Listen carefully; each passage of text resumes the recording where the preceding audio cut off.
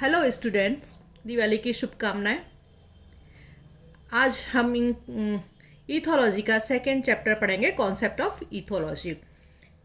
First chapter में जो हमने पढ़ा था वो बताया था मैंने आप लोगों को कि व्यवहार क्या होता है, क्यों होता है, कैसे होता है, क्यों ज़रूरत व्यवहार को पढ़ने की हमें पड़ती है, साइकोलॉजिस्ट कैसे स्टडी करते हैं, ईथोलॉजिस्ट कैसे स्टडी करते हैं, और ईथोलॉजी के तीन जो साइंटिस्ट मेन हैं जिनको कि नोबेल प्राइज़ मिला है, कॉनरेड लॉरेंस, कार्ल वॉन फ्रिश और निको टिनबर्जन, उनकी हिस्ट्री के बारे में बताया था। उनके द्वारा जो लिखी गई किताबें थी उनके बारे में मैंने आप लोगों को बताया था। आज हम चैप्टर पढ़ रहे हैं कॉन्सेप्ट ऑफ ईथोलॉजी। सबसे पहले जिसमें मैं आप लोगों को पढ़ाऊंगी कॉन्सेप्ट ऑफ मोटिवेशन। मोटिवेशन क्या होता है? किसी इंडिविजुअल की वो हाइपोथेटिकल स्टेज जो लक्ष्य की ओर या फिर किसी गतिविधि की क्रिया का कारण बनती है उसको हम मोटिवेशन कहते हैं। मीन्स किसी कार्य को करने के लिए मूड बनाना क्या कहलाता है? मोटिवेशन कहलाता है। मन स्थिति मूड ने इसने और कॉनरेड लॉरेंस, ऑस्कर हिनरॉथ ने इसको मोटिवेशन को मूड का नाम दिया था। मीन्स रुझान, झुकाव या जंतु का किसी कार्य को करने के लिए तैयार हो रहना मोटिवेशन कहलाता है। तो इस तरह के जो इंस्टिंक्ट बिहेवियर का हर समय एक विशिष्ट मोटिवेशन लेवल होता है। ठीक है, इस प्रकार जो एक ही प्राणी अलग अलग समय पर एक ही स्टिमुलस के लिए अलग अलग तरह की प्रतिक्रियाएं देता है।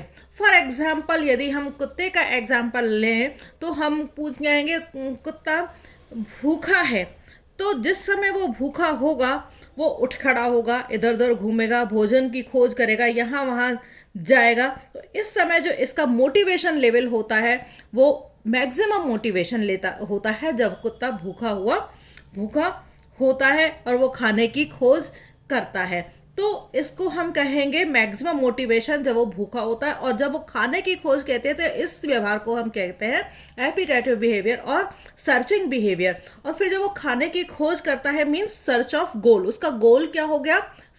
खाने की खोज करना। फिर वो खाने की खोज करता है और उस खाने के लिए ओरिएंटेड हो जाता है, मीन्स उसको खाना मिल जाता है और वो उस खाने को खाना शुरू कर देता है। और जब उसका पेट भर जाता है तब हम उसको कहते हैं कंज्यूमेटरी बिहेवियर, परिणति व्यवहार उसको हम कहते हैं।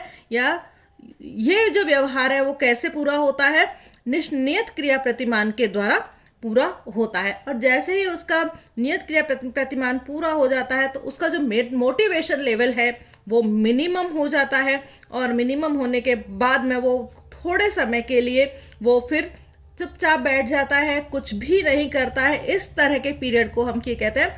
क्विसेंट पीरियड कहते हैं। इस समय उसको चाहे जितना अच्छा फूड मिले तो भी वो उस खाने की तरफ देखेगा तक नहीं। लेकिन धीरे धीरे जब कुछ घंटे व्यतीत हो जाते हैं तो फिर उसका मोटिवेशन लेवल जो है वो धीरे धीरे बढ़ना शुरू होता है और वापस से धीरे धीरे बढ़ते बढ़ते उसका मोटिवेशन लेवल जो है मैक्सिमम स्तर पर पहुंच जाता है। ठीक है, तो इसी घटना को बार बार दोहराया जाता है। यही ईथोलॉजी में हम जो एनिमल बिहेवियर है उसकी स्टडी करते हैं। कई बार हम यहाँ पर एनिमल्स के भी एग्जाम्पल दे देते हैं जिसको कि हम एंथ्रोपोलॉजी कहते हैं, एंथ्रोपोमॉर्फिज्म जिसको हम कहते हैं। तो यहाँ हम जितने भी एग्जाम्पल देंगे हम एनिमल्स से संबंधित एग्जाम्पल हमें ईथोलॉजी में देने होते हैं। तो इस तरह से आप देखते हैं कि जो डॉग है वो भूखे रहने पर और भरे पेट होने पर अलग अलग तरह की प्रतिक्रियाएं देता है। ऐसा सिर्फ वो केवल फूड के लिए ही नहीं करता है, उसके जो और भी इंस्टिंक्ट बिहेवियर हैं उनके लिए भी ये इसी तरह से व्यवहार करता है। तो मीन्स इनके लिए उसकी जो है इंटरनल ड्राइव जो है वो इसके होती है।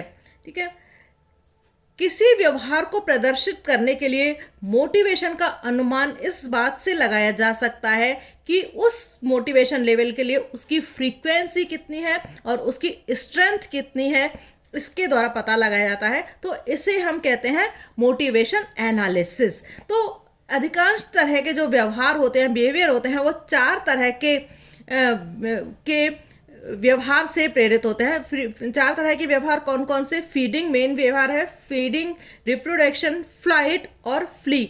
इन सब के में जो मोटिवेशन लेवल है उनको हम देखते हैं, जिसको कि फियर का नाम दिया गया है। इन जो मेन मोटिवेशन सिस्टम्स में परस्पर एक दूसरे से संबंधित उप इकाइयाँ या सब यूनिट्स जो है वो पाई जाती हैं। फॉर एग्जांपल, जो यदि हम रिप्रोडक्शन की बात करते हैं या प्रेजनेंट की बात करें, तो इसकी भी सब यूनिट में केवल रिप्रोडक्शन की प्रोसेस ही नहीं आएगी, इसमें नेस्टिंग भी आएगा, नवजातों की देखभाल करना भी आएगा, और इनके जो पैटर्न्स का जो प्रतिरूप है वो सब भी इनके अंदर आता है। तो जो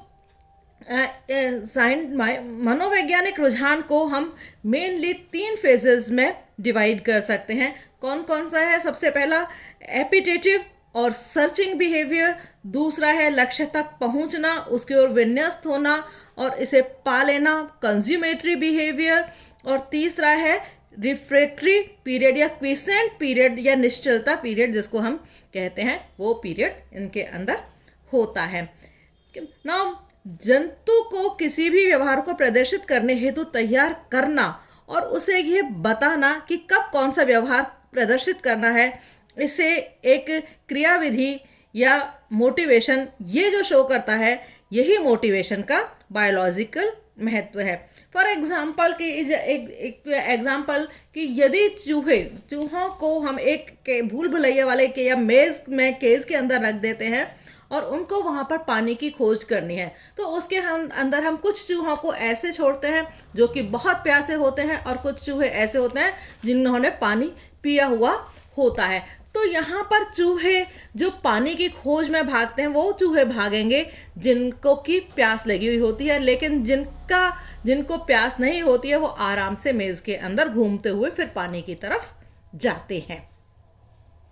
ये मैंने अभी आप लोगों को कॉन्सेप्ट ऑफ मोटिवेशन बताया है, जिसके 3 लेवल जो है, maximum level, appetitive level, search of goal and orientation towards the goal, and next फ्रेग consummatory behaviour, minimum motivation level, quiescent period, फिर हो जाता है मैक्सिमम मोटिवेशन के वापस से मोटिवेशन लेवल इंक्रीज होना और फिर वापस मोटिवेशन लेवल मैक्सिमम हो जाता है। और साइंटिस्ट उसको 3 फेजेस में बांटते हैं, एपिटेटिव बिहेवियर, कंज्यूमेटरी बिहेवियर और रिफ्रैक्टरी बिहेवियर।